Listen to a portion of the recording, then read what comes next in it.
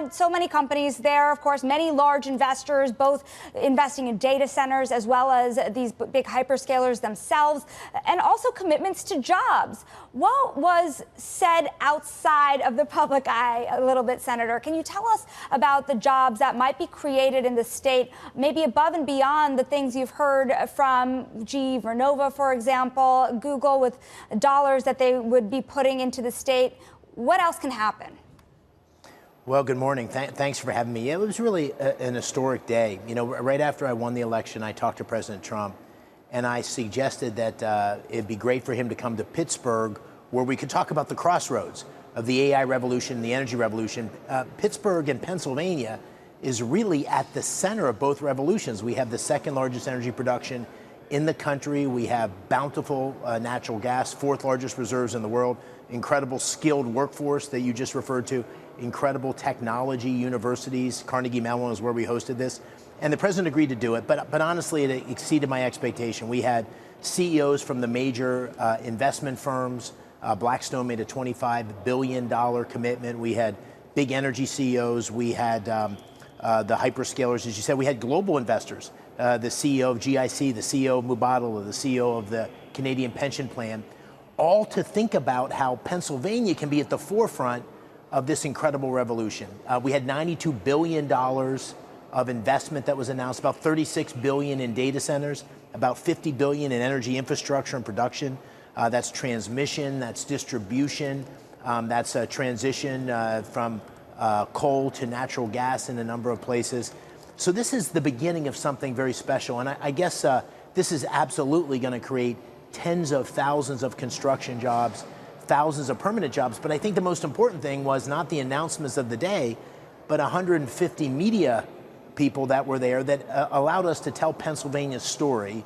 You know, this is just the beginning. The Emirates was there, United Arab Emirates, Khaldoon Al Bamarek from the UAE.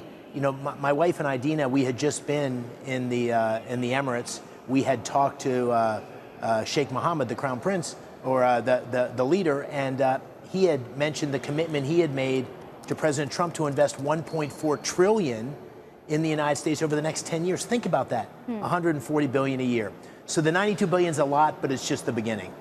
Senator, there's the money involved, there are the firms that would be involved in building more AI infrastructure, but then there are the rules and the regulations. What is your office doing to tear down red tape when it comes to energy infrastructure, and how might that be mimicked across the country? You're looking at Governor Kathy Hochul here in New York as well, looking to make nuclear power a bigger part of the story. That follows the 3 Mile Island announcements last year. Right. What's going to change? Well, there needs to be permitting reform at both the national level, the federal level, as well as the state level. And the thing about this incredible moment is this should be a bipartisan moment. So I did an event the night before the summit with Senator Fetterman in front of 300 energy executives.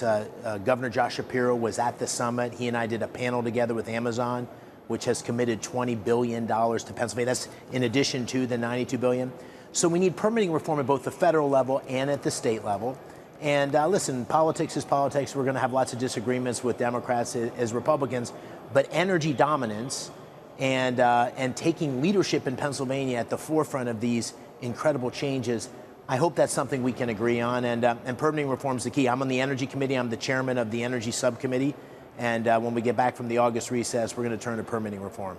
Let's keep talking about nuclear, because if you take a look into the future, I mean, how does this landscape actually develop? Do you see modular nuclear reactors going up around the country? What are you doing specifically to bring them to Pennsylvania, perhaps?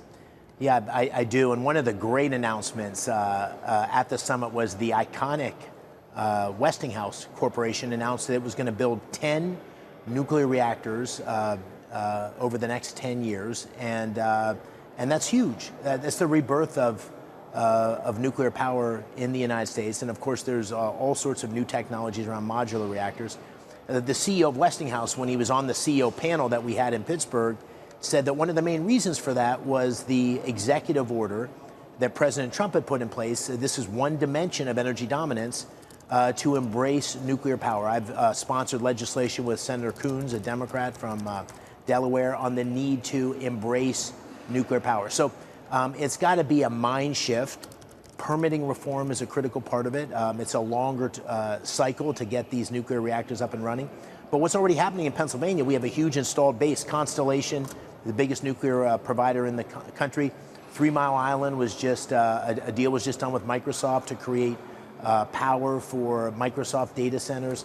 We've got the Limerick plant, which is going to get refurbished. So there's 2 dimensions, or maybe 3 dimensions. There's refurbishment of existing facilities to lengthen their lifespan. There's the traditional big reactors that are going to be built in Pennsylvania. And then I think there's next generation modular reactors, which offer real opportunity. So, Senator, energy, of course, as evidenced by the fact that we're talking about nuclear, it's a broad church here, but then you consider wind, you consider solar, maybe some of those clean energy sectors that it seems like President Trump has really been de-emphasizing, if you want to call it that. Why not take a holistic approach here? Well, listen, he has said, and I've said, that I support all forms of energy. So I'm in favor. One of the deals that was announced was the deal between Brookfield and Google on refurbishing some of the hydro facilities in Pennsylvania. So I embrace all forms. I think where the difference is that President Biden had hundreds of billions of dollars of subsidies for some of these clean energy alternatives. And President Trump was opposed to that, and I was opposed to that because it was one of the drivers of inflation. We should let the market rule.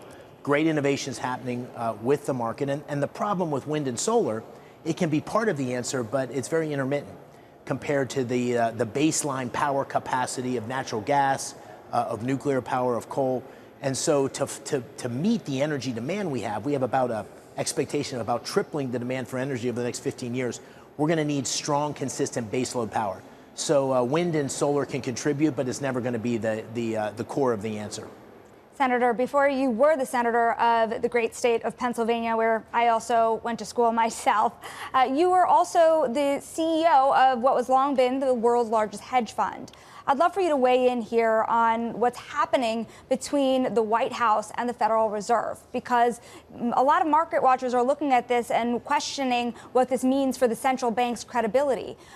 What would you like to see happen ultimately? And do you also think that the Fed's credibility is at stake here? Well, I think President Trump has made clear that he has no plan or expectation of firing Chairman Powell. I think it's a long-held tradition that presidents often critique the conduct of the Fed chair, so that's not new behavior. The president's going to have a chance to put his imprint on the Federal Reserve with 3 appointments in 2026, 2 Fed governors and the chairman. And I think he's going to do that. And listen, what's happening in the economy is really noteworthy here. I think the worries about an inflationary pulse as a result of tariffs are not coming to fruition. So I'm hopeful that we're going to have a rate cut in the future. And if you're President Trump, think about it this way. It's like driving the economy is like driving an aircraft carrier. All the great things that are happening, energy dominance, deregulation, the big beautiful bill and what it means for permanent tax cuts, pro-growth, economic policy. The one thing that's still a struggle for working families is high interest rates. And so the president's very focused on delivering on his promises to working families, as am I.